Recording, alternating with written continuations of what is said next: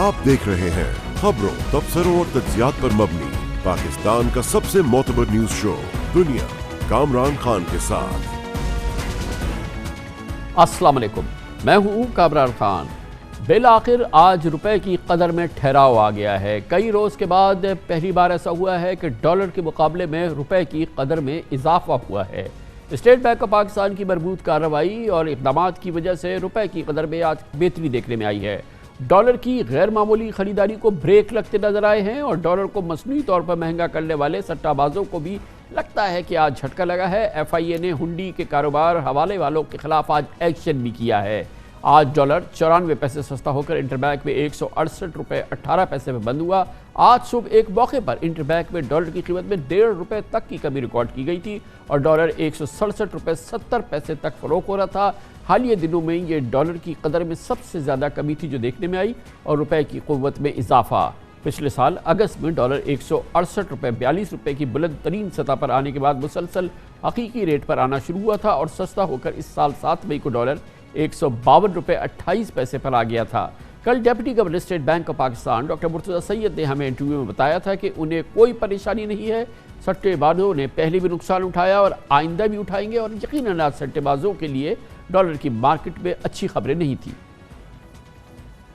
हम इसको बहुत केयरफुली वॉच कर रहे हैं स्टेट बैंक में। हमारे ख्याल में इसके पीछे कुछ फंडामेंटल फैक्टर्स भी हैं और फिर इसके ऊपर अगर कुछ लोग पोजीशंस लेना शुरू कर दें, उनका ख्याल है कि अब अगर एक ही तरफ जा रहे हैं एक्सचेंज रेट तो फिर उधर ही जाता रहेगा। इसको हम स्पेकुलेशन कहते हैं। ये एक्सचेंज रेट जो है ये दोनों तरफ मूव करता है, तो अगर बहुत ज़्यादा स्पेकुलेशन भी हो रही है जिसको हम वॉच कर रहे हैं तो स्पेकुलेटर्स को ये याद रखना चाहिए कि at the end of the day वो ही लूज करेंगे। इसमें हमारे पॉलिसी का हिस्सा ये है कि हम पैनिक नहीं होने देंगे फॉरेन एक्सचेंज मार्केट में। अब हम जो देख रहे हैं वो ये है कि मार्केट के अंदर डॉलर्स की सप्लाई स्टेबल रहे, कोई अननेचुरल डिमांड ना पैदा हो जाए फॉर डॉलर्स हमारे मार्केट के अंदर। अगर हमें कोई और चीज़ें भी करनी पड़ी इसके साथ साथ वो भी हम करेंगे। अगर नॉन एसेंशियल इंपोर्ट्स को अगर हमने देखना है वो बस अगर ज़्यादा बढ़ रही हैं तो और गवर्नमेंट के साथ मिलकर उनको भी हम कम कर सकते हैं। अभी हमारे ख्याल में डिमांड बहुत अच्छी जा रही है, मोमेंटम बड़ा अच्छा है इकॉनमी का। अगर आगे जाके हमें लगता है कि इसको थोड़ा सा स्टिमुलस को कम करने की जरूरत पड़ेगी वो भी हम देखा जा सकता है, लेकिन अभी तो हमारे ख्याल में एक्सचेंज रेट अपना रोल प्ले कर रहे हैं। इसके ऊपर अगर कोई स्पेकुलेटिव एलिमेंट्स हैं तो उनको मैं फिर से एक दफ़ा मैसेज देना चाहूँगा कि आप ही लूज़ करेंगे लॉन्ग टर्म में इसमें।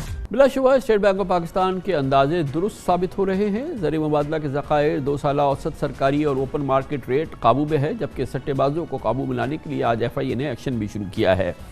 अब रुपए डॉलर की कदर आगे चल के कैसे मुस्तहकम होती नज़र आ रही है और इस सूरत हाल के पाकिस्तान की मईशत पे क्या असरात होंगे, इस पर बात करने के लिए हमने दावत दी है। मैं ज्वाइन कर रहे हैं जनाब Mohammad Suhail, chief executive officer top line securities. Mohammad Suhail साहब, आज कुछ स्टेबिलिटी हमें नज़र आई है, कितनी ये आपको लग रहा है कि एक रोज़ा कार्रवाई नहीं है और इसमें इस्तेहकाम अगर ये आज हम 167-168 के लेवल पे देख रहे हैं तो इसमें फर्दर स्लिपेजेस आपको नज़र आते हैं या यहाँ से अब शायद बेहतरी हो जाए या यहाँ पे ये स्टेबल हो जाए? देखिए, हमें ये नहीं भूलना चाहिए कि जो पाकिस्तान का एक्सचेंज रिजीम चेंज हो गया है 1991 के बाद जब फॉरेन एक्सचेंज मार्केट को खोली गई तो पाकिस्तान ने काफ़ी मार्केट बेस उसको करने की कोशिश की, मगर किसी वजह से भी, सियासी वजह से इसको काफ़ी हद तक कंट्रोल रखा गया। तो ये पहली दफ़ा हुआ है जिसकी हमें शायद आदत नहीं है कि पाकिस्तान का एक्सचेंज रेट मार्केट बेस्ड हुआ है और मार्केट बेस्ड एक्सचेंज रेट में 2-5 रुपये ऊपर हो जाना करेंसी का मेरे ख्याल में ताज्जुब खेज़ बात नहीं है, मगर हमें इसलिए लगता है कि इससे पहले हुआ नहीं है। अगर आप दूसरे ममालिक में देखें तो 1-2% की वॉलेटिलिटी रहती है। अब आपका सवाल है कि कितना मुस्तहकम है, मेरे ख्याल में इसमें कामरान भाई 2-3 चीज़ें बहुत इंपॉर्टेंट हैं। एक ये कि पाकिस्तान अगले महीने स्टाफ लेवल मीटिंग तो इसी महीने शुरू होगी, अगले महीने ऑफिशियली IMF के बोर्ड के पास पाकिस्तान का केस प्रेजेंट होगा कि जो पॉज आया हुआ है पाकिस्तान IMF के रिलेशनशिप में वो अगर रिज्यूम हो जाता है तो मेरा पर्सनल ख्याल है कि ना सिर्फ स्टेबिलिटी आएगी, हो सकता है कि शायद रुपया थोड़ा सा स्ट्रॉन्ग हो जाए। दूसरी जानिब जो पाकिस्तान का एक सबसे बड़ा मसला है जिसकी वजह से पिछले 3-4 माह में 10% गिर गया है वो है इंटरनेशनल कमोडिटी प्राइसेस। अगर इंटरनेशनल कमोडिटी प्राइसेस गिर जाती हैं तो इसमें इस्तेकाम आ जाएगा और अगर इंटरनेशनल कमोडिटी प्राइसेस बढ़ जाती हैं तो फिर थोड़ा सा प्रेशर रह सकता है। तो ये 2 फैक्टर हैं, इंटरनेशनल कमोडिटी प्राइसेस और पाकिस्तान IMF के ताल्लुकात। ये जो कल हुकूमत ने किया कि इंस्टेंटली रिस्पॉन्स किया जो कमोडिटी प्राइसेस की वजह से पेट्रोलियम प्राइसेस में जो इजाफा हुआ है और हुकूमत ने पहली तारीख का इंतज़ार नहीं किया और फौरी तौर पे उस पर जो है वो ट्रांसफ़र किया लोगों को, आपके ख्याल में मुनासिब कदम है ये? देखिए, ये बज़ाहिर लग रहा है ये नहीं, 2-3 इक़दामात हुकूमत ने किए हैं पिछले दिनों में जिससे लग रहा है कि पाकिस्तान IMF की तैयारी कर रहा है और ये जो रुपया गिरा है اس کے پیچھے ایک فیکٹر، کافی فیکٹرز ہیں. ایک فیکٹر یہ تھا کہ وزیر خزانہ نے خود کہا ایک اخبار کو کہ وہ اگلے مہینے آئی ایم ایف کی بورڈ میٹنگ میں جا رہے ہیں اٹینڈ کرنے کے لیے. تو یہ سگنل ہے کہ پاکستان آئی ایم ایف کی طرف جا رہا ہے. اور ہم نے دیکھا ہے پاکستان کی پچھلے 20-30 سال کی ہسٹری میں کہ جب آئی ایم ایف کی طرف آپ جا رہے ہوتے ہیں تو آپ ٹائٹننگ کرتے ہیں, آپ کرنسی کو ویک کرتے ہیں, اور بہت سارے آپ ایسے میجر لیتے ہیں جس سے آپ کا گھر صحیح ہو, ہوم ورک کر کے جاتے ہیں. تو اس وجہ سے بھی لوگوں نے شاید اسپیکولیشن شروع کی کہ چونکہ پاکستان آئی ایم ایف میں جا رہا ہے اور آئی ایم ایف چونکہ تقاضا کرے گا تو ہم ڈالر خرید لیتے ہیں. آپ نے دیکھا ہوگا کچھ نقاد یہ کہہ رہے تھے کہ یہ روپی اتنا ڈیپریشیٹ ہوا ہے, ہم اپنے آل ٹائم ہائی ریزروز پہ بیٹھے ہیں, ہمارے پاس اتنی سالڈ ہمارے ریزروز ہیں, ہمارے جو ریمیٹنسز ہیں, ہمارے انفلوز جو ہیں وہ پہلے کے مقابلے میں کہیں بہتر ہیں, تو ہم نے کس دن کے لیے رکھا ہے, ہم ریزروز کو استعمال کریں اور روپے کو اسٹیبل کریں. یعنی کہ وہ فلاسفی جس سن 2017 اور سے پہلے ہم نے دیکھی ہے, ان لوگوں کی اس آرگومنٹ پر آپ کا کیا کہنا ہے؟ نہیں, میرے خیال میں یہ policy tried tested and field ہے. یہ ہم نے دیکھا اسی وجہ سے تو پچھلے سال یا 2 سال پہلے پاکستان نے یہ طے کر لیا کہ ہم اپنے ریزروز کو یوز نہیں کریں گے. یعنی انٹرونشن جو ہے وہ ریگولر نہیں ہوگی, کبھی کبھار پینک کی سچویشن اب نارمل حالات میں ہو جائے. تو میرا پرسنل خیال ہے کہ بہت زیادہ انٹرونشن نہیں ہونی چاہیے, اور اسی وجہ سے سینٹرل بینک محتاط ہے, کیونکہ اگر بہت زیادہ انٹرونشن کر دی اور روپے کو اسٹرانگ کر دیا تو شاید آئی ایم ایف سے معاملات خراب ہو جائیں. تو میرے خیال میں ابھی ہمیں, جس طرح میں نے شروع میں کہا, ہمیں اپنی وہ عادت کہ روپیہ ایک ہی جگہ کھڑا ہے اس کو ختم کرنا پڑے گا, سوچ کو تبدیل کرنا پڑے گا اور ریزرو کو بلڈ کرنا پڑے گا. اور دوسرا, جب ہم نے دیکھا کہ $20 بلین کا جو ریزرو ہے کامران بھائی, وہ بظاہر تو ایبسولوٹ اماؤنٹ میں زیادہ ہے, مگر پہلے امپورٹ 4 بلین کی تھی, ابھی 6 بلین کی ہے. تو ہم نے دیکھا پچھلے 10 سال کا جو آپ کا امپورٹ کور ہے 3 مہینے کا کور ہے, تو اور وہ 6 مہینے بھی رہا تھا, تو ایوریج 3 مہینے. تو آج ہم ایوریج پر ہیں, ایبسولوٹ اماؤنٹ میں تو ریکارڈ ہے, بٹ چونکہ ہماری اکانومی بڑی ہو گئی, چونکہ ہمارا امپورٹ بڑا ہو گیا ہے, تو میرے خیال میں یہ 3 مہینے کا ریزرو جس میں آپ کا سواپس بھی ہیں, جس میں شارٹ ٹرم ڈیٹ بھی ہیں, یہ مناسب نہیں ہے. انڈیا اور بنگلہ دیش کو دیکھیں, ان کا 6-6, 8-8 مہینے کا ریزروز ہے. تو آئی تھنک جب تک پاکستان کا ریزرو ایک ریزنیبل سطح پہ نہیں آئے گا تو ہمیں یہ والیٹیلٹی کرنسی میں نظر آئے گی. اچھا, یہ بتائیں کہ ایک تو بات ٹھیک ہے کہ ہم نے دنیا کو یہ ثابت کیا, اور perhaps we were addressing I M F as well, جب ہم نے ایکسچینج ریٹ کو کوئی بہت زیادہ انفلوئنس نہیں کیا, اور ہم نے اگر ہمارے امپورٹس بڑھتی گئی, ہمارا ڈیفیسٹ بڑھتا گیا, اس کے لحاظ سے ایکسچینج ریٹ یعنی کہ روپیہ ڈیپریشیٹ ہوتا چلا گیا.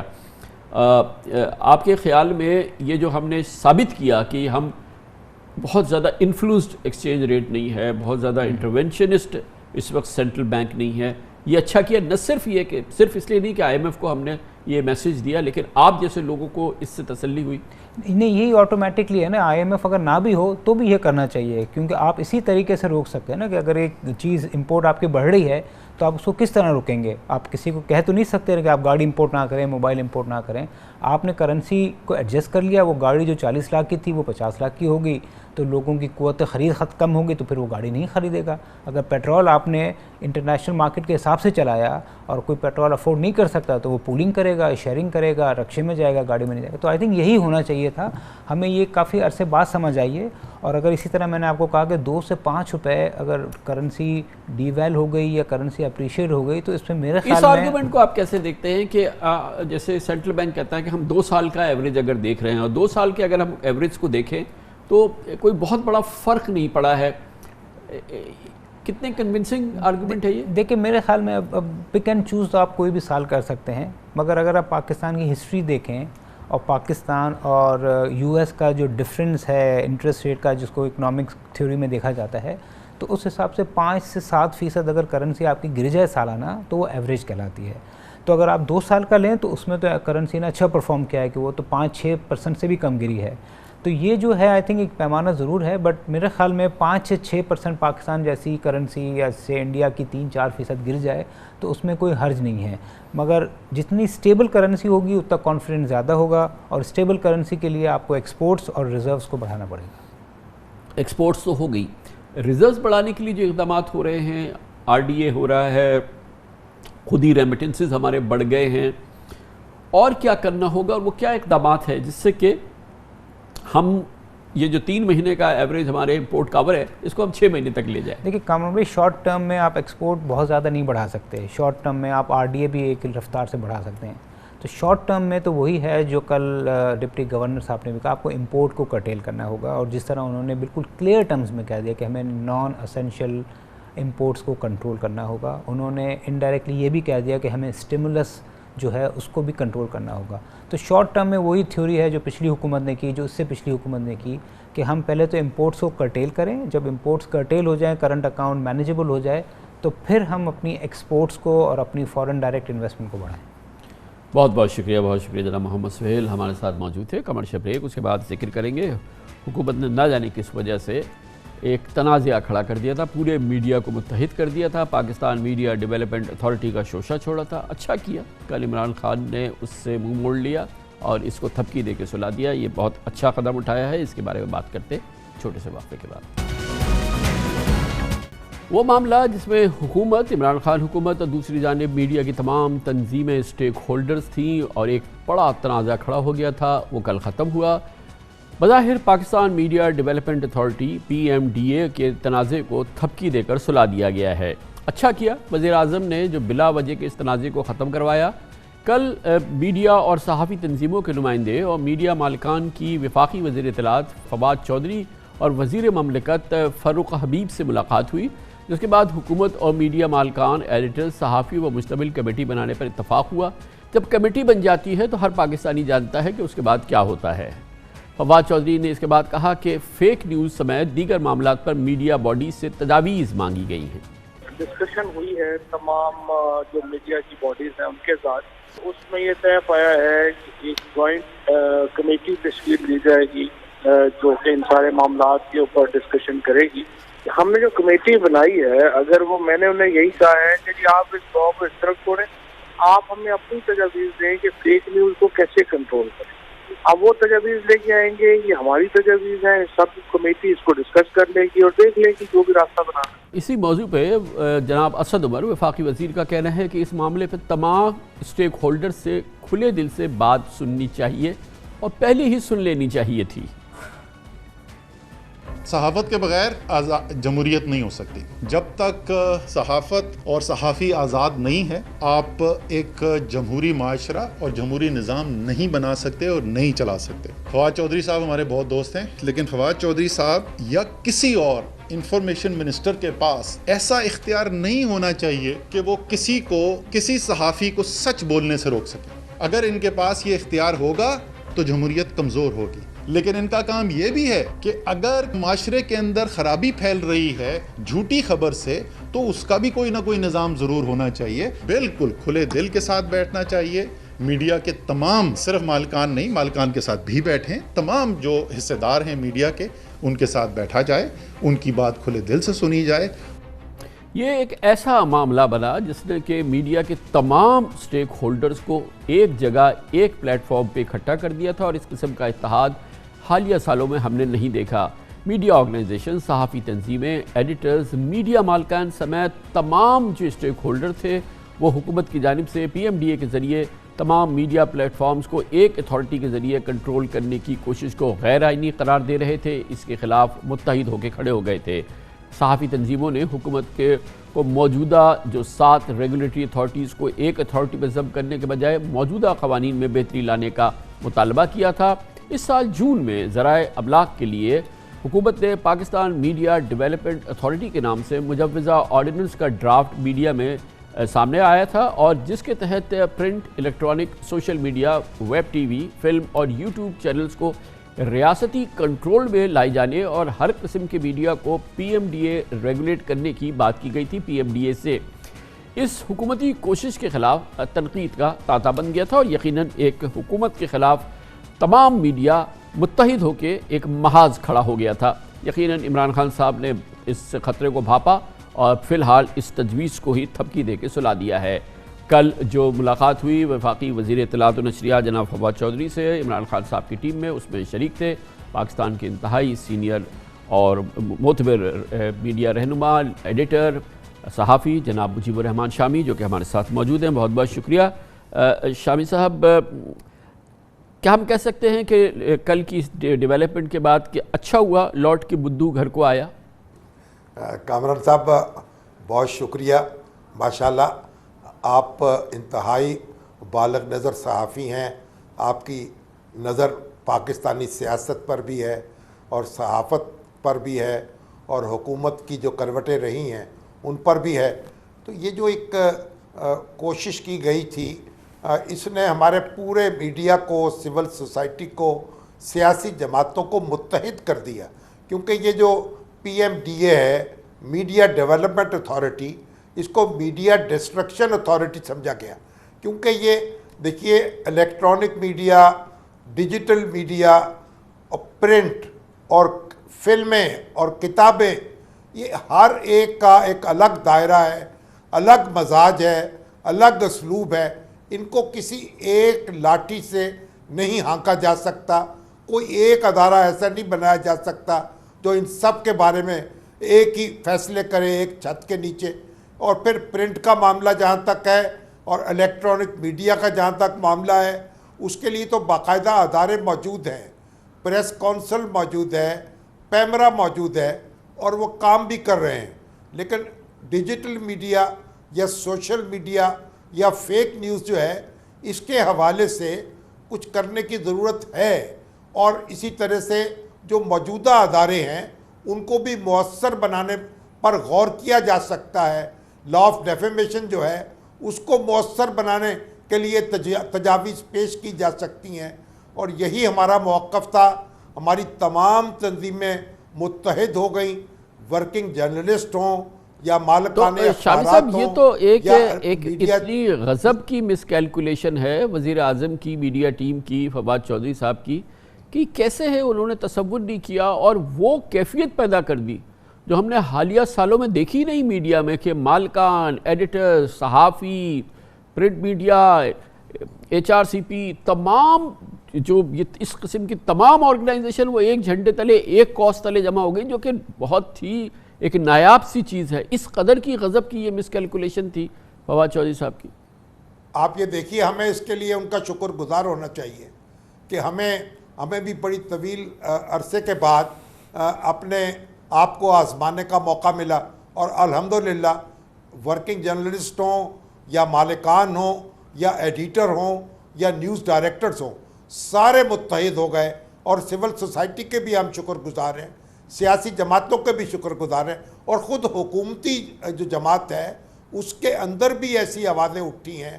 سینیٹر فیصل جاوید نے بڑے واضح طور پر بیان دیا کہ بھی وزیر اعظم آزادی صحافت پر یقین رکھتے ہیں اور کوئی قدغن نہیں لگا سکیں گے. شیخ رشید صاحب جو ہیں بہت متحرک ہوئے اور انہوں نے ہم سے گفتگو بھی کی، فواد چودھری صاحب کو بھی مدعو کیا، وزیر اعظم سے بھی بات کی، اور پھر فواد چودھری صاحب نے بھی ایک اچھا کیا کہ سب لوگوں کو مدعو کر کے ایک ایسا راستہ اختیار کر لیا. شامی صاحب یہ تو ہو گیا، مگر اس میں بھی کوئی امر، اس میں تو کوئی اس کو تو کوئی کنٹیسٹ نہیں کر سکتا کہ مسائل بہت ہیں سوشل میڈیا کے حوالے سے، فیک نیوز کے حوالے سے، لوگوں کی پگڑیاں اچھالنے کے حوالے سے، اور جو ایک بے نتھے بیل کی کیفیت کہیں نظر آتی ہے کہیں کہیں، خاص طور پر سوشل میڈیا میں اور مین اسٹریم میڈیا کے اندر بھی. آخر اس کو اب ہم یہ تو نہیں کر سکتے کہ بالکل چھوڑ دیا جائے جیسا بھی ہے. اس کو اب جیسے کہ یہ تجویز ہوئی ہے کہ اس کو مل ملا کے کسی نہ کسی صورت سے ایک ٹھوس نظام کے تحت اس کو پابند کرنا تو ضروری ہے نا. یہ بالکل آپ کی بات درست ہے، اور ہم میں سے کوئی شخص بھی یہ رائے نہیں رکھتا کہ میڈیا کو مادر پیدر آزاد ہونا چاہیے، بے لگام ہونا چاہیے. دیکھیے، لوگوں کی توہین کرنے کا کوئی حق ہمیں حاصل نہیں ہے، لیکن اہل سیاست کو بھی تعاون کرنا پڑے گا ہم سے. بعض اوقات یہ فیک نیوز جو ہے وہ بھی اہل سیاست کی طرف سے اور اہل اقتدار کی طرف سے وہ چلائی جاتی ہیں، اڑائی جاتی ہیں، اور میڈیا اس کا شکار ہو جاتا ہے. اور بعض اوقات میڈیا، خاص طور پر جو سوشل میڈیا ہے، اس میں ایک افواہوں کا، الزامات کا بازار گرم ہوتا ہے. تو یہ ہمارا مشترکہ مسئلہ ہے، اور ہم نے یہ کہا ہے کہ ہم مل بیٹھ کر اس کا مؤثر حل تلاش کریں گے. ایک ایسا میکینزم ضرور ہونا چاہیے جس میں آزادی اظہار تو ہو، لیکن آزادی دشنام نہ ہو، آزادی الزام نہ ہو. اور یہ ہم سب کی ذمہ داری ہے. جو لوگ شاہی صاحب پھر دیکھیں، اب یہ تو ایک کمیٹی بن گئی، جیسے آپ نے کہا آزادی اظہار ہو، آزادی دشنام نہ ہو، آزادی تضحیک نہ ہو، آزادی الزام نہ ہو. تو اب یہ بنایا ہے فریم ورک، تو اس میں کچھ نہ کچھ اس کا نتیجہ نکال کے ہمیں دینا چاہیے نا حکومت کو کہ جی کہ یہ بالکل ٹھیک ہے، یہ ہمارے لیے قابل قبول ہے. اس کے ذریعے آپ اس مادر پدر آزادی کی جو بات ہے اس کو آپ قید کریں یا اس کو کسی ضابطے میں لائیں. یہ بالکل انشاءاللہ جب ہم مل کے بیٹھیں گے، ہم دنیا کے جو قوانین ہیں ان کا جائزہ لے رہے ہیں اور دیکھ رہے ہیں کہ کہاں کہاں کیا تبدیلی کی ضرورت ہے اور جو موجودہ ادارے ہیں ان کو کیسے مؤثر بنایا جا سکتا ہے اور نئے ادارے جو ہیں وہ کس طرح وجود میں لائے جا سکتے ہیں. ہمارے بڑے ممتاز قانونی ماہر ہیں نوجوان سعد رسول صاحب، وہ بھی اس گروپ کا حصہ ہوں گے، اس کمیٹی کا، اور ہمیں امید ہے کہ ہم ایسا ایک فریم ورک بنا سکیں گے جس سے فیک نیوز کی بے کنی ہو سکے یا حوصلہ شکنی ہو سکے اور ہم ایک صاف ستھرے انداز میں صحافت بھی کر سکیں اور سیاست بھی کر سکیں. تھینک یو سر، بہت بہت شکریہ. مجیب الرحمان شامی صاحب ہمارے ساتھ موجود تھے. کمرشل بریک، اس دوران نیوز ہیڈ لائنز دیکھیں، جس کے بعد ہم اپنے پروگرام کے باقی حصے کے ساتھ واپس آئیں گے. پاکستان پیپلز پارٹی کی زبردست سیاسی تاریخ رہی ہے. یہ پاکستان کی انتہائی مستحکم چاروں صوبوں میں مقبول جماعت رہی ہے، مگر یہ کبھی ہوتا تھا کہ یہ چاروں صوبوں کی زنجیر اور وفاقی سیاست کی علامت سمجھی جاتی تھی. لیکن افسوس سے دیکھنا پڑ رہا ہے اور ہم دیکھ رہے ہیں کہ ذوالفقار علی بھٹو اور بے نظیر بھٹو کی پیپلز پارٹی اب سندھ کاٹ تک محدود ہو گئی ہے. پنجاب میں تو پیپلز پارٹی کی سیاست بالکل چکنا چور ہو چکی ہے. کے پی اور بلوچستان میں بھی پیپلز پارٹی کی موجودگی آٹے میں نمک کے برابر ہے. حالیہ کنٹونمنٹ بورڈز الیکشن کی 212 نشستوں میں پیپلز پارٹی صرف 17 سیٹیں جیت پائی، جن میں 15 سندھ اور 2 کے پی میں تھیں. پنجاب اور بلوچستان میں پیپلز پارٹی ایک بھی سیٹ نہیں جیت سکی. پنجاب میں کنٹونمنٹ الیکشن میں کاسٹ ہونے والے 5,12,000 سے زائد ووٹوں میں پیپلز پارٹی کو صرف 12,055 ووٹ ملے، یعنی صرف 2%. حیران کل بات تو یہ بھی ہے کہ پنجاب کی 113 نشستوں میں سے پیپلز پارٹی نے صرف 41 امیدواروں کو نامزد کیا اور کوئی بھی جیالہ پنجاب سے کامیاب نہیں ہوا. گو کہ پچھلے ہفتے بلاول بھٹو زرداری پنجاب گئے تھے اور اپنے دورہ جنوبی پنجاب میں کئی بڑے جلسے کیے تھے اور دعویٰ کیا تھا کہ وزیر اعظم جیالہ ہوگا اور پنجاب میں اگلی حکومت بھی پیپلز پارٹی بنائے گی. میرے پنجاب کے جیالوں کے لیے پیغام ہے کہ جاگ میرے جیالوں جاگ. اگلا وزیر اعظم جیالہ ہوگا، اگلا وزیر اعلیٰ جیالہ ہوگا. ہم نے جدوجہد کرنا ہے، ہم جیالوں کے ساتھ چلیں گے، ہر ڈسٹرکٹ میں پہنچیں گے، کوئی ہمارا راستہ نہیں روک سکتا. آپ کا وزیر اعلیٰ ہوگا، آپ کا وزیر اعظم ہوگا، جیالوں کا راج ہوگا. میں صرف جیالہ وزیر اعظم منتخب نہیں کرنا چاہتا ہوں، مجھے پنجاب حکومت چاہیے، مجھے جیالہ وزیر اعلیٰ چاہیے. ہم بسیٹ کے بھی بنا کے رہیں گے، ہم پنجاب کی قسمت تبدیل کریں گے. تیر پنجاب کا نشان ہے.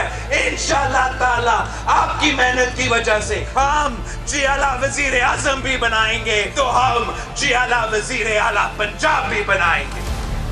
یقیناً بلاول بھٹو زرداری پنجاب کی زمینی سیاسی حقائق سے اس وقت ان کو لگ نہیں رہا کہ ان کی کوئی معلومات ہے یا اس سے ان کا تعلق ہے، یا یہ کہ فی الحال یہ سیاسی باتیں کر رہے ہیں. یقیناً ایک وقت تھا جب وفاق و پنجاب میں پیپلز پارٹی کا جادو سر چڑھ کے بولتا تھا. 30 نومبر 1967 کو پنجاب کے دل لاہور میں ہی ڈاکٹر مبشر حسن کے گھر پر ذوالفقار علی بھٹو نے پاکستان پیپلز پارٹی کی بنیاد رکھی تھی اور زید بھٹو نے 8 مارچ 1970 کو موچی گیٹ لاہور کے تاریخی جلسہ عام میں پہلی بار روٹی کپڑا اور مکان کا تاریخی نعرہ لگایا تھا. اسی جلسے میں پہلی بار پنجاب کے جیالوں نے جیو بھٹو کا نعرہ متعارف کرایا تھا اور 1986 میں بے نظیر بھٹو بھی جلا وطنی کے بعد جب پاکستان پہنچی تو زندہ دلان لاہور نے ان کا پرتپاک اور زبردست استقبال کیا تھا. گزشتہ 3 سالوں سے بلاول بھٹو زرداری پاکستان پیپلز پارٹی میں ایک مرکزی کردار ادا کر رہے ہیں، مگر پچھلے 3 سال کے دوران پنجاب میں جتنے بھی ضمنی الیکشن ہوئے اس میں مسلم لیگ نون اور تحریک انصاف ہی آمنے سامنے نظر آئے ہیں، جبکہ پیپلز پارٹی کا دور دور تک نام و نشان نظر نہیں آیا، بلکہ بعض الیکشن میں پولنگ اسٹیشن زیادہ تھے اور پیپلز پارٹی کے ووٹر کم. مثال کے طور پہ PPP 164 لاہور کے ضمنی الیکشن میں پیپلز پارٹی کو 145 ووٹ ملے لاہور میں، PPP 165 لاہور میں پیپلز پارٹی نے 173 ووٹ لیے، PPP 84 خوشاب کے ضمنی الیکشن میں پیپلز پارٹی نے 235 ووٹ لیے۔ یقیناً ہم آج بھی ہماری ڈیبیٹ تھی اس پہ کہ پیپلز پارٹی کا لمحہ فکریہ ضرور دیکھنے کی ضرورت ہے، اور اس کے اوپر ہم نے کارکنوں کو بھی کہا ہے، خود بھی دیکھ رہے ہیں جو الیکشن کے رزلٹ ہیں، جہاں پہ بھی بائی الیکشن ہوئے ہیں، دو ہی گروپس کے اندر، دو ہی افراد کے اندر کمپین چلی ہے یا میڈیا کمپین آئی ہے، لیکن پیپلز پارٹی یہ بہرحال ضرور دیکھ رہی ہے کہ آخر وہ کیا وجوہات ہیں، اس کے علاوہ کیا وجوہات ہیں کہ ہمارا جو کارکن ہے وہ اس کمپٹیشن میں ڈال کے کہ دو میں سے کسی ایک کو جیتنے اور ہارنے کے چکروں میں وہ اپنی پارٹی کو بھی اگر ووٹ نہیں دے پاتا یا ہم اپنی اسٹرینتھ کو ووٹ میں ٹرانسفر نہیں کر پاتے تو اس کی وجوہات کیا ہے اور اس کا طریقہ کار کیا ہے۔ پاکستان کی اتنی بڑی جماعت اور ہماری نظروں کے سامنے سیاسی طور پہ ملک کے بڑے حصے میں تحلیل ہو رہی ہے، پنجاب میں تحلیل ہو چکی ہے۔ اس اہم سیاسی ڈیولپمنٹ پہ بات کرنے کے لیے ہم نے دعوت دی ہے پاکستان کے بہت ہی ممتاز سینئر سیاسی تجزیہ کار، نیوز اینالسٹ ہیں اور بڑا وسیع تجربہ ہے، ایڈیٹر ہیں فرائیڈے ٹائمز کے، جناب نجم سیٹھی ہمارے ساتھ موجود ہیں۔ بہت بہت شکریہ سیٹھی صاحب۔ پیپلز پارٹی کا بیک گراؤنڈ اور سچویشن ہم نے بتایا، یہ تو اس وقت عجیب چیز ہے کہ یہ اتنی پاورفل جماعت ہوتی تھی، کمپلیٹلی ایسا لگتا ہے کہ اس وقت پنجاب میں ڈائلیوٹ ہو گئی ہے، پنجاب جیسے صوبے میں بالکل تحلیل ہو گئی ہے، چند سو ووٹس، یہ بڑا ایک عجیب و غریب ڈباکل ہوا اس پارٹی کا۔ آپ کے خیال میں بنیادی وجوہات کیا ہیں؟ بڑی مہربانی، آپ نے دعوت دی۔ بالکل آپ نے بہت زبردست ہسٹری بیان کی ہے اور سارے وجوہات تو اسی ہسٹری میں ہمیں ملتے ہیں۔ جب بھی ذوالفقار علی بھٹو صاحب کی وفات کے بعد، ان کی شہادت کے بعد ایک دفعہ تو محترمہ کو ان کا ووٹ ملا، پھر اس کے بعد محترمہ کی جلا وطنی ہوئی، پھر ضیاء الحق صاحب کے وفات کے بعد پھر ایک دفعہ ووٹ ملا کیونکہ یہ جلا وطن تھی اور ایک ہیروئن کی طرح یہ واپس آئی تھی، اور باقی سب لوگ جو تھے، نواز شریف صاحب خود وہ بھی نواز شریف صاحب کے وہ بھی ضیاء الحق کا حصہ تھے، اس لیے پھر ایک دفعہ ووٹ مل گیا۔ پھر ان کی کارکردگی دو دفعہ جب یہ رہی حکومت میں، پہلی دفعہ تو کارکردگی اتنی اچھی نہیں تھی جن کو نکال دیا گیا، ایک سازش ہوئی مگر پھر بھی نکال دیا گیا۔ جب ایک پارٹی کو اسٹیبلشمنٹ نکالتی ہے تو پھر دوسرے پارٹی کا وقت آ جاتا ہے، اور عوام یہی سوچتی ہے کہ اب دوسری پارٹی کا وقت آ گیا، انہی کو ووٹ دینا ہے، اس ووٹ کو ضائع نہیں کرنا۔ اس دفعہ پھر اگلی دفعہ نواز شریف صاحب آئے، جب ان کو نکالا گیا تو پھر ایک موقع مل گیا اور محترمہ کو واپس آنے کا، اور آپ کو پتہ کہ ان حالات میں نواز شریف صاحب کو 93 میں نکالا گیا تھا، تو ایسے ہی تھا کہ ظاہر ہے کہ پیپلز پارٹی آئے گی، اور تیسری پارٹی بھی نہیں تھی۔ پھر اس کے بعد جو حالات ہوئے 96 میں پھر نکالے گئے، اور پھر یہ نواز شریف صاحب کو وقت آ گیا، پھر اس کے بعد دونوں ہی فارغ ہو گئے، نواز شریف صاحب بھی فارغ ہو گئے، یہ بھی فارغ ہو گئے۔ پنجاب نے صرف ایک دفعہ جیسے آپ نے بتایا ہے بھٹو پیپلز پارٹی کے لیے ووٹ دیا ہے، مگر اس کے بعد ہمیشہ یا وہ اسٹیبلشمنٹ کی پارٹی کو دیتے رہے، اور اب جا کے جب کہ اسٹیبلشمنٹ کی پارٹی بھی ڈسکریڈٹ ہو رہی ہے تو زیادہ اب نون لیگ کے لیے ایک دفعہ پھر as an entity establishment party اب ان کے لیے ووٹ بن رہا ہے۔ زرداری صاحب کو ایک دفعہ ووٹ ملا ہے بیکاز محترمہ کی شہادت ہوئی، تو یہ پیپلز پارٹی تو اس قسم کی چیزوں کا فائدہ اٹھاتی رہی ہے، کارکردگی اتنی اچھی نہیں رہی، اسی لیے اب جا کے وہ اب جو 5 سال ملے وہ بھی اتنے اچھے نہیں ملے۔ آپ کو پتہ ہی ہے جوڈیشل موومنٹ تھا، پھر اور بھی ایشوز بن چکے تھے اسٹیبلشمنٹ کے ساتھ بھی، اور تو اس لیے میں سمجھتا ہوں کہ ایک بہت ڈائنامک پارٹی اب رہ گئی ایک ریجنل پارٹی، اور وہ جو جیالے جس کی بات اس میں تو امپورٹنٹ بات یہ ہے کہ یہ جو ڈائلیوشن ہوئی ہے، یہ جو تحلیل ہوئی ہے، یہ جماعت جو کبھی چاروں صوبوں کی زنجیر کا نعرہ لگاتی تھی اور سمجھی بھی جاتی تھی، شاید درست بھی تھا، یہ صرف پنجاب میں ڈائلیوٹ یہ تحلیل نہیں ہوئی، یہ تو اکراس دا کنٹری، کے پی میں بھی کوئی آٹے میں نمک کے برابر ہے، بلوچستان میں آپ دیکھیں آٹے میں نمک کے برابر ہے، سندھ میں بھی بڑی حد تک لارجلی ریسٹرکٹڈ ہے، ایک انٹیریئر سندھ کے جو اضلاع ہیں وہاں تک، یہ تو اب بہت ہی مارجنلائزڈ ہو گئی ہے، بہت ہی چھوٹی سی پارٹی رہ گئی ہے۔ دیکھیے اس کی دو وجوہات ہیں اپارٹ فرام دی جو ہسٹری ہے. ایک تو یہ کہ جب بھی انہوں نے سندھ میں حکومت کی ہے کوئی اچھی حکومت نہیں کی, اور انہوں نے کبھی بھی کوشش نہیں کی کہ کراچی کو جیتے ہیں. ان کی ہمیشہ وہی فیوڈل لینڈ لارڈس کے اوپر ہی سٹریس رہا ہے, وہی رورل سیٹوں کے اوپر ہی. اب کراچی کے اندر اتنی بڑی خلا تھی, جب کہ ریلیجس پارٹیز ختم ہوئی تو پیپلز پارٹی اس وقت آئی تھی, مگر اس کے بعد ایک ایک کر کے پیپلز پارٹی شہروں سے ختم ہو گئی اور MQM نے ٹیک اوور کر لیا. اب ایک پھر وقت آیا تھا کہ جب MQM اڑ گئی تھی اور سپلٹ ہو گئی تھی تو ایک زبردست موقع تھا ان کے لیے, مگر وہ بھی انہوں نے گوا دیا اور وہ PTI وہ خلا اس نے پوری کر لی. اسی طریقے کے ساتھ پنجاب کے اندر میں ایک تیسری پارٹی آ گئی ہے, ایک نئی پود پوری پاکستان میں پیدا ہو گئی ہے, جنہیں ذوالفقار علی بھٹو کیا بھول جائیں, انہیں پتہ ہی نہیں ہے کہ ذوالفقار علی بھٹو کون تھا اور کیا تھا اور کیا اس کی قربانی تھی. انہیں صرف پچھلے 5 سال یا 6 سال یا 10 سال کا پتہ ہے, اور سارا جو پروپیگنڈا ہوا ہے کرپشن کرپشن کرپشن کرپشن, تو انہوں نے ایک نیا لیڈر چنا ہے اربن مڈل کلاسز نے, اور پنجاب بہت اربنائزڈ ہو چکا ہے, اب وہاں کے رورل ایریاز بھی جو ہیں وہ بھی اربن ہیں اب. تو اس لیے میں سمجھتا ہوں ایک نئی جنریشن آئی ہے, وہ بھی ایک نیا آپشن ڈھونڈ رہی تھی. انہیں وہ نیا آپشن جو ہے جب وہ پیپلز پارٹی سے ہٹے پچھلے 10-20 سال سے, تو وہ PTI کی طرف انہیں اب ملا ہے اور وہ ان کی طرف چلے گئے ہیں. اب رہ گئی ہیں صرف 2 ہی پارٹیز, اور یہی چیز KP میں بھی یہی ہوئی ہے, اور بلوچستان تو خیر وہاں تو اور سچویشن ہے, وہاں اس کو نہیں کمپیئر کیا جا سکتا, مگر یہ ہوا ہے. تو اور پیپلز پارٹی کے پاس جو آپ فرما رہے ہیں پنجاب کے اندر, اور وہ بھی ایک فیملی کی, جو آپ فرما رہے ہیں کہ پیپلز پارٹی جو قومی سطح پر ارریلیونٹ ہو گئی ہے, اس کی بڑی وجہ, بنیادی وجہ یہ ہے ان کی خود اپنی کارکردگی.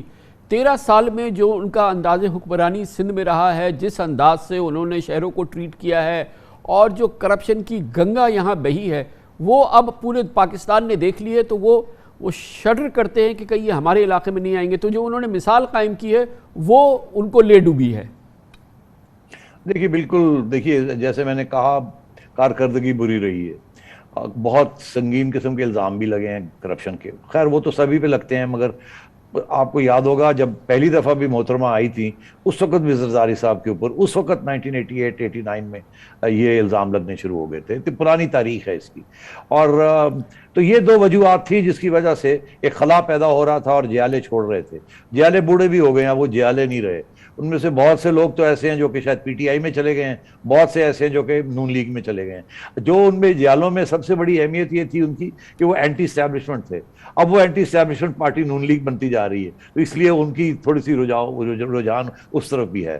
پیپلز پارٹی نہ ادھر کی رہی ہے نہ ادھر کی رہی ہے. اب وہ کوشش کر رہی ہے کسی طریقے کے ساتھ اسٹیبلشمنٹ کے ساتھ کوئی کچھ اٹھک بیٹھک ہو جائے, وہاں سے کوئی مدد مل جائے, اور پھر ایک دفعہ کہیں نہ کہیں پاؤں جما لیں.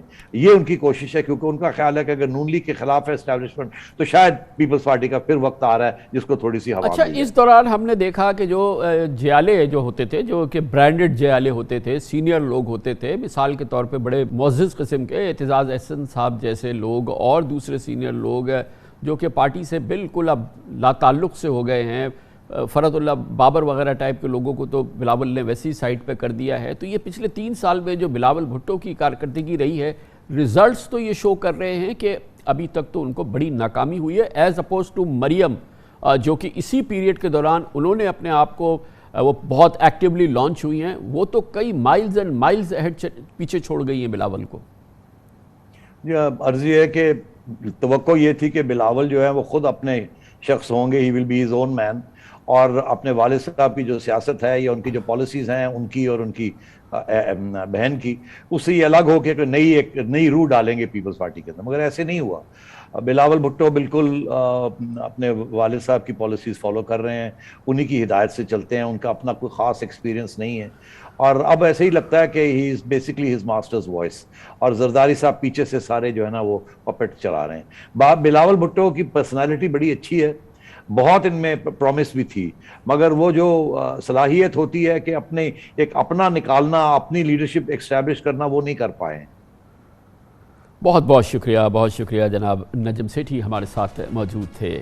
کمرشل بریک, اس کے بعد ذکر کرتے ہیں PTI کا. پنجاب میں ہی پیپلز پارٹی تو خیر ختم ہو گئی ہے, مگر PTI کی حالت کوئی بہت اچھی نہیں ہے, لیکن یقیناً پیپلز پارٹی سے کہیں بہتر ہے.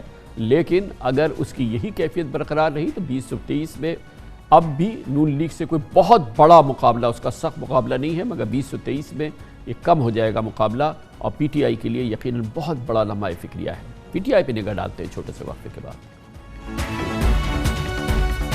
قرائن و شواہد گواہی دے رہے ہیں، اعداد و شمار سے بات ثابت ہو رہی ہے کہ پنجاب میں تحریک انصاف کا ووٹ بینک اب گھٹ رہا ہے۔ پی ٹی آئی کی مقبولیت غیر مقبولیت کی جانب گامزن نظر آتی ہے۔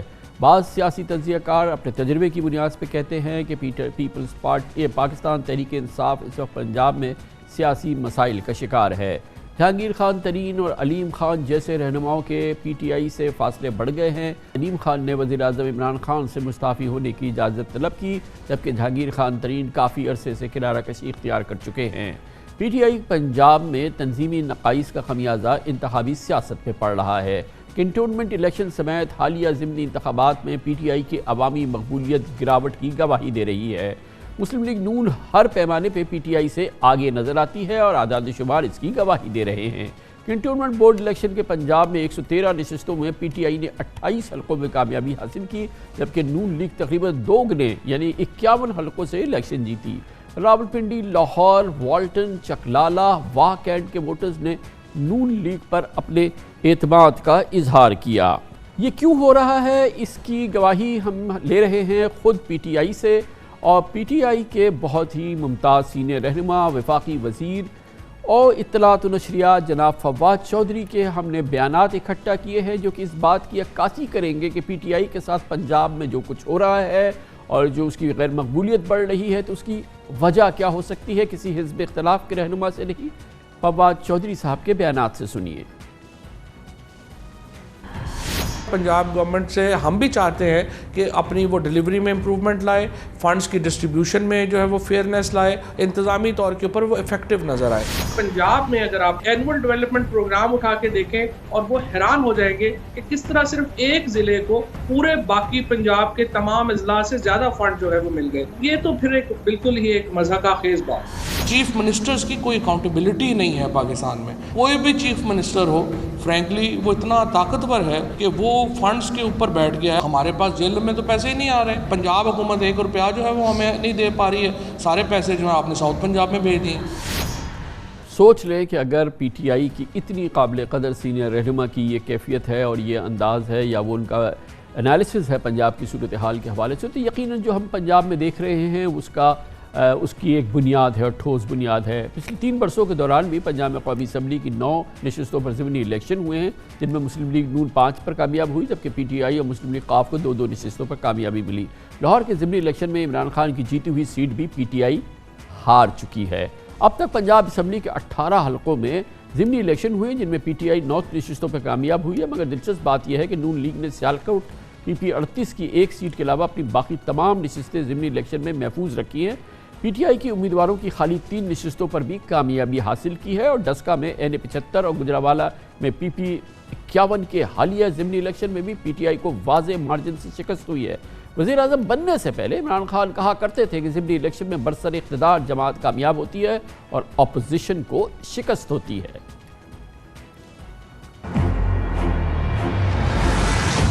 جنرل الیکشن میں گورنمنٹ بدل سکتی ہے، بائی الیکشن میں گورنمنٹ نہیں بدلے، اس لیے آپ پیٹرن دیکھ لیں بائی الیکشنز کے، سٹنگ گورنمنٹ جیتتی ہے۔ بائی الیکشن کی اور ڈائنامکس ہوتی ہے کہ گورنمنٹ نہیں بدلنی ہوتی، انہوں نے دیکھنا ہے کہ کون تبدیل کرے گا ان کی زندگی، لوگ ووٹ اس طرح ڈال۔ 2002 سے لے کے 2007 تک کاف لیگ پاور میں تھی اور نون لیگ اپوزیشن میں تھی، ایک بائی الیکشن انہوں نے نہیں جیتا۔ اپوزیشن میں ایک بائی الیکشن نون لیگ نے نہیں جیتا اور 2008 کا الیکشن جیت گئے۔ اس کے بعد پیپلز پارٹی پاور میں تھی، پنجاب میں پتہ نہیں 7 بائی الیکشن ہوئے ہیں، ان میں سے 6 پیپلز پارٹی جیت گئی اور جنرل الیکشن ہار گئی۔ اس وقت تو یقیناً پاکستان تحریک انصاف ایک غیر مقبولیت کی فضا کو دیکھ رہی ہے اور اس کی واضح مثال سامنے آ رہی ہے۔ جب پیک پہ جب پی ٹی آئی سب سے بہتر سچویشن میں نظر آ رہی تھی وہ سن 2018 کے الیکشن تھے، اس وقت بھی پنجاب میں 185 کی سادہ اکثریت کے مقابلے میں پی ٹی آئی کو 195 اراکین کا اعتماد حاصل ہوا تھا۔ پنجاب میں قاف لیگ کے 10 اور راہ حق پارٹی کا 1 ایم پی اے بزدار حکومت کو کبھی بھی سرپرائز دے سکتا ہے، کیونکہ یہ جو میجورٹی ہے یہ بہت ہی مہین ہے۔ پنجاب میں پی ٹی آئی کی تنظیم اور بزدار حکومت کی گورننس بھی وزیر اعظم عمران خان کا درد سر بنی ہوئی ہے، اور عمران خان پنجاب حکومت کے کپتان کو بدلنے کے بجائے ہر ماہ کچھ دنوں کے بعد اس کے کھلاڑی بدلتے ہیں۔ 5 چیف سیکرٹری اور 6 آئی جی ہٹائے جا چکے ہیں، اب پنجاب میں کچھ نہیں بدلا ہے۔ وزیر اعظم عمران خان کو یقیناً پنجاب میں فلسفہ حکمرانی کو بدلنا ہوگا، آئی جیز اور چیف سیکرٹریز کے بدلنے سے کام نہیں بن رہا۔ اگر عمران خان نے اب بھی آواز خلق کو نقار خدا نہیں سمجھا تو یقیناً 2023 کا الیکشن ان کے لیے لوہے کے چنے ثابت ہو سکتا ہے۔ اس مشکل صورتحال پہ بات کرتے ہیں، ہمیں جوائن کر رہے ہیں جناب میاں محمود الرشید، بہت ہی تجربہ کار سیاستدان ہے، پی ٹی آئی سے بہت طویل عرصے سے منسلک رہے ہیں، اب بھی وزیر بلدیات ہیں حکومت پنجاب میں۔ بہت بہت شکریہ میاں محمود الرشید صاحب۔ میں جاننا چاہتا ہوں اس پوری صورتحال میں آپ لوگوں کو کسی حد تک تشویش ہے، کوئی کنسرن ہے کہ پنجاب میں پی ٹی آئی کی کارکردگی کے حوالے سے اور پی ٹی آئی کی مقبولیت کے حوالے سے کمی آ رہی ہے؟ بسم اللہ الرحمن الرحیم۔ کامران، جو آپ نے جو پہلے تجزیہ کیا اس میں بڑی حد تک کچھ باتیں درست بھی ہیں، لیکن میں یہ سمجھتا ہوں کہ یہ کہنا کہ اس سے پی ٹی آئی بڑی تیزی کے ساتھ غیر مقبول ہو رہی ہے، شاید آپ کی اس بات سے میں اتفاق نہیں کروں گا۔ یہ کنٹونمنٹ بورڈ کے انتخابات کو آپ ایک گیج کر لیں، ہم نے بہت سی جگہوں پر کنٹونمنٹ کے انتخابات جیتے بھی ہیں، بھلے مجموعی طور پر نون لیگ کی کچھ نشستیں ہم سے زیادہ ہیں، لیکن مثلا لاہور کا جو انتخاب ہے وہاں پر ہمارے 5 لوگ ایسے ہیں جو 10 12 15 ووٹوں سے ہارے ہیں، اور اگر وہ ہار یقیناً ہار تو ہے لیکن مجموعی طور پر ہم نے بڑے ووٹ یہاں پر حاصل کیے ہیں۔ ایک سب سے بڑا مسئلہ جو ہمیں فیس کرنا پڑ رہا ہے وہ مہنگائی ہے، اور مہنگائی کے جن کو بوتل میں بند کرنے کے لیے اور کنٹرول کرنے کے لیے ہم سرتوڑ کوشش کر رہے ہیں۔ اب کے جو بھی انتخابات ہوئے وہاں پر جو فیڈ بیک ہمیں لوگوں کی طرف سے ملا اس میں سب سے زیادہ اثر یہ مہنگائی والے فیکٹر کا تھا۔ کچھ میں سمجھتا ہوں کہ ہم پہلے 1.5-2 سال تو بیوروکریسی کے ساتھ وہ لڑائیوں میں ہمارے گزرے، یہ جو اگلے 2 سال ہیں اس میں بھرپور طریقے سے ہم ڈیلیور کرنے جا رہے ہیں۔ تو میاں صاحب اگلے 2 سال میں تو آپ ڈیلیور کریں گے تو اس کا نتیجہ 2023 میں آئے گا، اب تک جو آپ نے ڈیلیور کیا ہے اس کے نتائج سامنے آ رہے ہیں، لیکن مجھے آپ کی گفتگو سے یہ لگ رہا ہے کہ آپ میں کوئی تشویش نہیں ہے، اس وقت آپ کو لگتا ہے یہ ہے کہ پی ٹی آئی بڑی مقبول جماعت ہے اور ابھی آپ کو اس پہ کانفیڈنس ہے اور عوام کا بھی کانفیڈنس ہے، فی الحال آپ کے صفوں میں اس حوالے سے کوئی تشویش نہیں ہے؟ نہیں، میں یہ سمجھ رہا ہوں کہ جو چیزیں ہماری کمزوریاں ہیں، مثلا ہمارا جو ورکر ہے اس کے اندر بھی ایک مایوسی ہے، وہ مہنگائی بھی اس کی وجہ ہے، اور ورکر کے اندر ایک یہ احساس ہے کہ ہم آئسولیٹڈ ہیں اور ہماری اس طرح سے گرفت نہیں ہے بیوروکریسی کے اندر، ورکر کی وہ عزت نہیں ہے اور اس طرح سے ان کے کام نہیں ہو رہے، اجتماعی کام نہیں ہو رہے، انڈیویجول کام نہیں ہو رہے، اس طرح کی فضا تو ہے، اور اس کی وجہ سے ہی ہمیں جو ڈنٹ اٹھانا پڑا یہ پچھلے انتخابات کے اندر۔ اس میں ہر سطح پر ہم تنظیم کے اندر بھی ایک تبدیلیاں لے کے آ رہے ہیں، اور فیڈرل سطح کے اوپر بھی پارٹی اس کے اوپر سر جوڑ کر بیٹھی ہوئی ہے کہ اس طرح کے جو چیلنجز ہیں ان سے کس طرح سے ہم عہدہ برا ہو سکتے ہیں اور کس طرح سے بہتری لائی جا سکتی ہے۔ بظاہر تو یہ لگتا ہے کہ جو آپ نے ورکر کی شکایت بتائی، مجھے لگتا ہے کسی کی عکاس ہے یہ بات کہ 6 آئی جی بدل دیے، 5 چیف سیکرٹری بدل دیے، مگر ورکر کی تسلی ابھی ہوئی نہیں ہے، تو ابھی تسلی ہونی باقی ہے، کیونکہ بیوروکریسی سے آپ نے عرض کیا کہ شکایت ہے، تو اور اس سے زیادہ کیا کریں گے؟ 3 سال میں 6 آئی جی بدل دیے، 5 چیف سیکرٹری بدل دیے، اور باقی تو جو بدلے ہیں اس کا تو شمار ہی نہیں ہے، مگر ورکر کی تسلی نہیں ہے۔ دیکھیے، ورکر کی تسلی جب میں کہتا ہوں تو ورکر کے ذہن میں جو ایک چیز تھی کہ ہماری گورنمنٹ آنے کے بعد ہم بڑی تیزی کے ساتھ ان پہلوؤں کے اوپر کام کریں گے، اور یہ جو بیوروکریٹس ہیں یہ ہماری جائز باتوں کے اوپر کان دھریں گے، جو کہ پچھلے سالوں میں نہیں یہ ہوتا رہا۔ یہ صرف یہ آئی جی کو یا چیف سیکرٹری کو بدلنا یہ صرف ورکرز کی شکایت کی وجہ سے نہیں بدلا گیا، اس کے بے شمار کئی اور فیکٹرز بھی ہیں، اور میرا خیال ہے کہ یہ کوئی پیمانہ نہیں ہے کہ اگر کوئی بندہ ڈیلیور نہیں کر رہا، یا جو سٹنگ گورنمنٹ ہے یہ اس کا پروروگیٹو ہے کہ اگر وہ سمجھتا ہے کہ یہ آئی جی یا چیف سیکرٹریز جو ہم نے ٹاسک دیے ہیں یا ہمارے ٹارگٹس ہیں ان کو اچیو نہیں کر رہے تو ان کو چینج کیا جا سکتا ہے۔ یہ تو کوئی ایسی بات نہیں ہے کہ کوئی ایک آپ نے چیف سیکرٹری آئی جی لگایا تو اسی کو آپ کو 5 سال لگے رہنا چاہیے۔ فرمائیے گا کیا یہ کہنا درست ہے کہ سارا قصور آئی جی کا ہوتا ہے؟ 6 آئی جی جو ہے وہ قصوروار ہوئے، فارغ ہو گئے، 5 چیف سیکرٹری قصوروار ہوئے، فارغ ہو گئے، 10 بار ایک پرووینشل سیکرٹری قصوروار ہو گیا، کپتان کا وزیر اعلیٰ عثمان بزدار کا بہرحال کبھی کوئی قصور نہیں رہا ہے، وہ کامیاب ہے، یہ لوگ بڑے ناکام ہیں، ان کا کوئی قصور نہیں ہے ابھی تک، ان کی کارکردگی جو ہے بہترین ہے۔ میں یہ سمجھتا ہوں جی کہ جب تک پرائم منسٹر کا اعتماد انہیں حاصل ہے وہ محنت بھی کر رہے ہیں، کام بھی کر رہے ہیں. ہاں ہم نے جو کام کیے ہیں ان کو اس طرح سے پبلسائز نہیں کیا جا سکا، ان کاموں کی مارکیٹنگ نہیں ہو پائی، اور اس کا احساس ہمیں موجود ہے کہ ہمیں اس کی بہتر طریقے سے پبلسٹی کرنی چاہیے.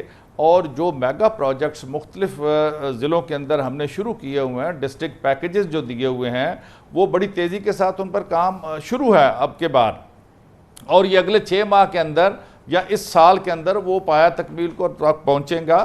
اور میں نہیں سمجھتا کہ نون لیگ کسی بھی طرح وہ ہم سے زیادہ مقبول جماعت ہے. دیہی علاقوں کے اندر پی ٹی آئی کی پاپولیرٹی میں بڑی تیزی کے ساتھ اضافہ ہوا ہے. وہ اضافہ اب تک برقرار ہے کہ وہاں کا کسان خوشحال ہے، وہاں پر عام طبقہ جو ہے ان کو ان کی اجناس کی بڑی زبردست قیمتیں ملی ہیں، وہ گندم ہو، وہ گنا ہو، وہ آلو ہو، وہ سبزیاں ہوں. تو میں یہ سمجھتا ہوں کہ وہاں ایک دیہی علاقے کے اندر پیپلز پارٹی کی مقبولیت کے اندر اضافہ ہوا ہے، اور شہری علاقوں کے اندر ہماری مقبولیت پر کچھ فرق پڑا ہے، اور اس کا سب سے بڑا فیکٹر جو ہے وہ مہنگائی ہے. اور یہ جو آپ نے بتایا کہ نہیں آپ جیتے ہیں یا آپ کی مقبولیت برقرار ہے، پی ٹی آئی کی مقبولیت برقرار ہے اور بہتری صورتحال ہے، یہ جو بہتر نمبرز آتے ہیں، یہ ریزلٹس آ رہے ہیں، نون لیگ کی جو مقبولیت نظر آ رہی ہے، اس کی کیا وجہ ہے؟ دیکھیں، میں سمجھتا ہوں کہ نون لیگ نے اپنی کنسٹیچوئنسیز کو برقرار رکھا ہے، ان کا ووٹ بینک انٹیکٹ ہے. میں ایک پولیٹیکل ورکر ہوں اور میں نے کبھی مفروضوں کے اوپر بات نہیں کی، لیکن یہ سمجھنا کہ نون لیگ کے لیے یہ میدان خالی ہو رہا ہے، یہ بالکل ایک غلط فہمی ہوگی آپ کی. بالکل بھی ایسا نہیں ہے. پی ٹی آئی کا ورکر یا ووٹر اگر تھوڑی دیر کے لیے ناراض بھی ہو، وہ آئسولیٹ بھی ہو جائے، لیکن وہ کبھی بھی یہ پیچھے نہیں ہٹے گا اس سے. وہ اپنی غلطیوں کی اصلاح بھی کرے گا، اور حکومت کے اوپر جب وہ تنقید کرتا ہے یا ود ان دا پارٹی وہ تنقید کرتا ہے، اور جب اس کی اصلاح ہوتی ہے تو وہ دوبارہ انٹیکٹ ہوگا.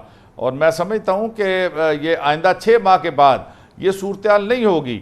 ہم نے جو پروجیکٹ بہت بڑے پیمانے پر شروع کیے ہیں ان کے نتائج آئندہ چند ماہ بعد نکلنے شروع ہو جائیں گے، اور مہنگائی کو کنٹرول کرنے کے لیے بھی ایک زبردست میکنزم ہم بنا رہے ہیں جو یونین کونسل لیول کے اوپر یہ جو مہنگائی ہے اس کی لہر کو کنٹرول کرے گا.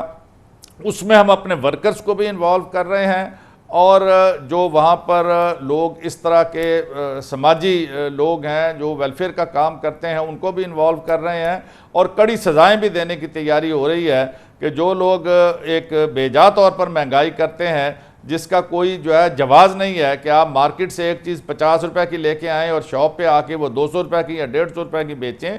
تو اس کے لیے ایک پورا میکنزم، ایک پرائس کنٹرول اتھارٹی یہاں پنجاب کے اندر ہم نے بنائی ہے، جس کے اندر اس کی ریکروٹمنٹس اب کر رہی ہیں، اور ریکروٹمنٹس کے بعد آن فیلڈ یہ اپنا کام شروع کر دیں گی، اور اس سے اس سب سے بڑے مسئلے کے ہم اس کو سنبھالنے اور فیس کرنے کے قابل ہو جائیں گے. بہت بہت شکریہ میاں محمود الرشید صاحب، پاکستان تحریک انصاف کے بہت ہی دیرینہ لیڈر ہیں، کارکن ہیں، پارٹی کی بہت ہی امپورٹنٹ پرسنالٹی ہیں. یہ آپ نے ان کا ویو سنا، لیکن بہرحال یہ بات اپنی جگہ حقیقت ہے کہ Pakistan Tehreek Insaf king maker province اور سب سے کلیدی پروونس پنجاب میں مقبولیت کھو رہی ہے، تیزی سے کھو رہی ہے، لمحہ فکریہ ہے.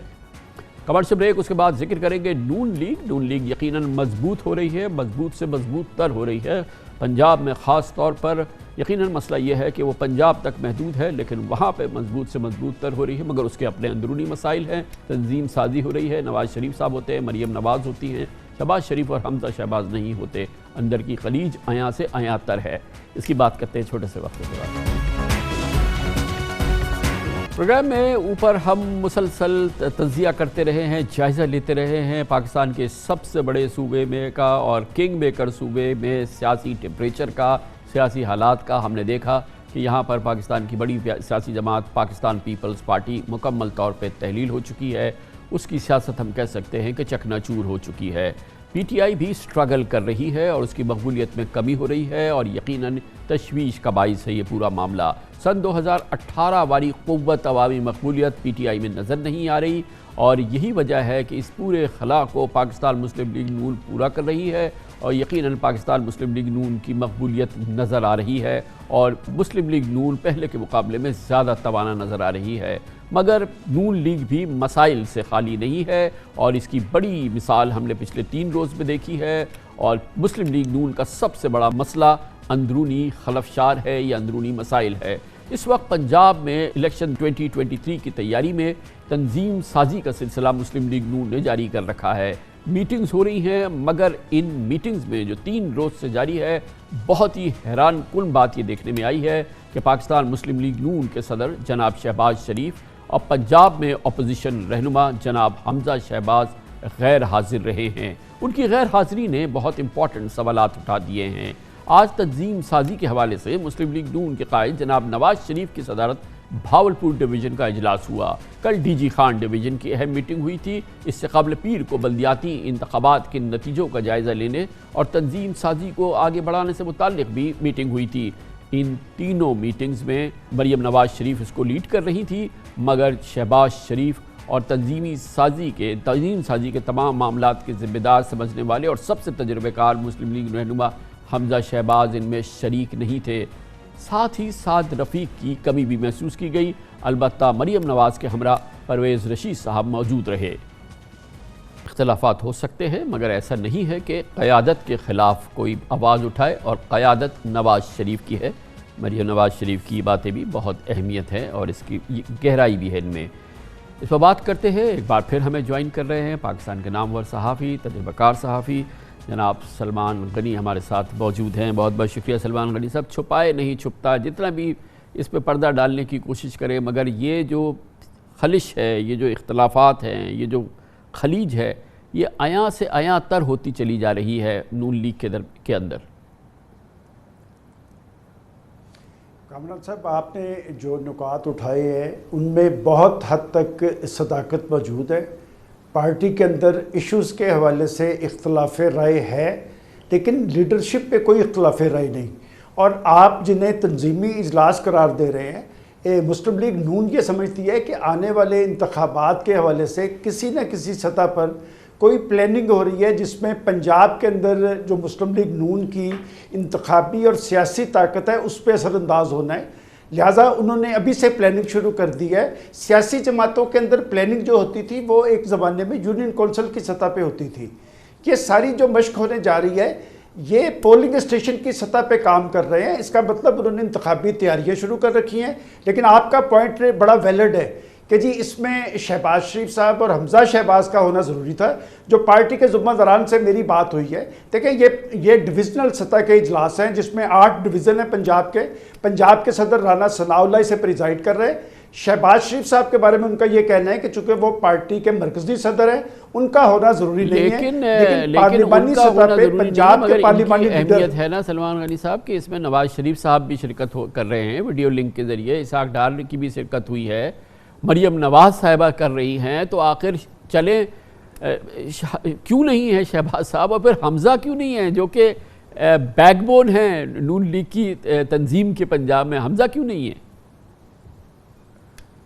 کامران صاحب یہ بات آپ کی بالکل ویلڈ ہے۔ دیکھیں نواز شریف صاحب کی حد تک تو وہ یہ وضاحت کرتے ہیں کہ یہ پنجاب کا اجلاس تھا، لیکن پنجاب کے پارلیمانی لیڈر حمزہ شہباز ہیں، اپوزیشن لیڈر بھی وہ ہیں، ان کا ہونا ضروری تھا۔ اس میں کوئی دو آراء نہیں ہے کہ ایک اختلاف رائے موجود ہے ایشوز کے حوالے سے، لیکن جب نواز شریف صاحب پریزائڈ کر رہے ہیں تو وہ سارا اختلاف رائے ختم ہو جاتا ہے۔ اور میں سمجھتا ہوں کہ یہ مسلم لیگ نون کا اگر کوئی بحران ہے تو وہ ان کے اندر موجود ہے کہ سیاسی سطح پہ کوئی ایسا انہیں بڑا چیلنج درپیش نہیں ہے، چونکہ اس حکومت کی کارکردگی ایسی ہے کہ پاکستان مسلم لیگ نون کو آنے والے انتخابات کے اندر کوئی بڑی سٹرگل نہیں کرنی پڑے گی، لیکن پارٹی کے اندر اگر اختلافات کا خاتمہ نہیں ہوتا تو پھر کچھ نہ کچھ ضرور ایسا ہوگا جس سے پارٹی کی جو سیاسی اہمیت ہے اثر انداز ہوگی۔ اس میں نشاندہی کرتا چلوں کہ آپ دیکھیں کہ لاہور کے بعد بڑا جو سیاسی قلعہ ہے وہ گجرانوالہ ہے، لیکن پارٹی کی تنظیم میں اختلافات کی وجہ سے وہاں پر لوگ انڈیپینڈنٹ کھڑے ہوئے، ملتان کے اندر لوگ انڈیپینڈنٹ کھڑے ہوئے، تو یہ بات پارٹی کے اندر محسوس کی جا رہی ہے۔ اور میں سمجھتا ہوں کہ اگر نواز شریف صاحب خود متحرک ہو گئے ہیں، اور آپ نے ابھی صرف 2 اجلاس دیکھے ہیں اور یہ دونوں اجلاس جو ہیں یہ جنوبی پنجاب کے ہیں، اور آنے والے انتخابات کے اندر جنوبی پنجاب بڑا اہم فیکٹر ہوگا پنجاب کی سیاست میں، اور پیر والے دن سے آنے والے پیر سے پھر باقی جو 6 ڈویژنل مقامات ہیں ان کے اجلاس ہوں گے۔ اس کا مطلب نواز شریف صاحب جب متحرک ہوں گے تو جو اختلافات مقامی سطح پر یا ان کی تنظیمی سطح پہ موجود ہے وہ زیادہ دیر تک پرویل نہیں کر پائیں گے۔ لیکن جب اگر مسلسل حمزہ شہباز ارریلیونٹ ہو جاتے ہیں، شہباز شریف صاحب ارریلیونٹ ہو جاتے ہیں، اور اس لیول پہ پارٹی کو نظر آتا ہے کہ وہ شمار میں نہیں ہیں، حمزہ شہباز شمار میں نہیں ہے، شہباز شریف شمار میں نہیں ہے، اور ان میٹنگز کو پریزائڈ کر رہے ہیں نواز شریف صاحب، تو یہ ایک بڑا لاؤڈ اینڈ کلیئر میسج ہوگا، اور یہ کیا پارٹی کے لیے معاون ثابت ہوگا؟ کامران صاحب جس بات کی آپ نشاندہی کرتے ہیں، دیکھیں میں نے بڑی گہرائی سے سارے معاملے کو دیکھا ہے کہ شہباز شریف صاحب اگر ایکٹیو نہیں ہیں تو ان کو سیاسی نقصان ضرور ہوا ہے. وہ پارٹی کے صدر ہیں، وہ ایشوز پہ تو سیاست کرنا چاہتے ہیں، لیکن پارٹی کے اندر ان کی کس حد تک گرپ ہے یہ ان کے لیے لمحہ فکری ہے. لیکن جو بات میں نے محسوس کی ہے کہ اگر نواز شریف صاحب ایکٹیو ہو رہے ہیں، اور میں نے آج پارٹی کے کچھ شرکاء سے پوچھا کہ ایک شخص جو پاکستان کے اندر موجود نہیں ہے، وہ عدالتی طور پہ نااہل ہے، تو آپ ان کی کال پہ کھنچے چلے آ رہے ہیں، تو کیا آپ کو ان کا کوئی مستقبل میں سیاسی کردار نظر آتا ہے؟ تو ایک ذمہ دار شخص نے مجھے جواب میں کہا کہ بات یہ کہ ہمیں انہی کا ووٹ بینک جو ہے، انہی کی وجہ سے ہم نے ایوانوں کے اندر جانا ہے، ہمیں جو بھی توقع ہے وہ نواز شریف سے ہے. تو یہ بات تو میرا خیال پاکستان مسلم لیگ نون کے اندر ڈومینیٹ کر رہی ہے کہ ووٹ بینک بھی نواز شریف کا ہے، لیڈرشپ بھی نواز شریف کی ہے، اور جماعت بھی نواز شریف کی ہے. البتہ شہباز شریف صاحب کو اگر لوگ یاد کرتے ہیں یا ان کی پارٹی کے اندر ان کے بارے میں کوئی سوچ اور اپروچ موجود ہے تو وہ یہ ہے کہ وہ ایک اچھے ایڈمنسٹریٹر ہیں، وہ انہوں نے ڈیولپمنٹ کے حوالے سے نمایاں کردار ادا کیا ہے، اور پنجاب کے اندر لوگ یقیناً شہباز شریف صاحب کو اس حوالے سے یاد کرتے ہیں. لیکن پھر میں کہوں گا کہ ووٹ بینک بھی نواز شریف کا، پارٹی بھی نواز شریف کی، اور مقبولیت بھی نواز شریف کی. یقیناً بہت بہت شکریہ سلمان غنی صاحب کی اس بات سے. یقیناً اس میں کوئی مذائقہ نہیں ہے، نہ اس کو کوئی چیلنج کر سکتا ہے کہ ووٹ بینک بھی نواز شریف کا ہے، پارٹی بھی نواز شریف کی ہے، قیادت بھی نواز شریف کی ہے. پاکستان مسلم لیگ نون کے انڈسپیوٹڈ لیڈر نواز شریف ہی ہیں. اس کے ساتھ ہی ہمارے آج کے پروگرام کا اختتام ہوتا ہے. کل آپ سے پھر ملاقات ہوگی انشاءاللہ. کل تک کے لیے کامران خان کو اجازت. اللہ حافظ. ناصر.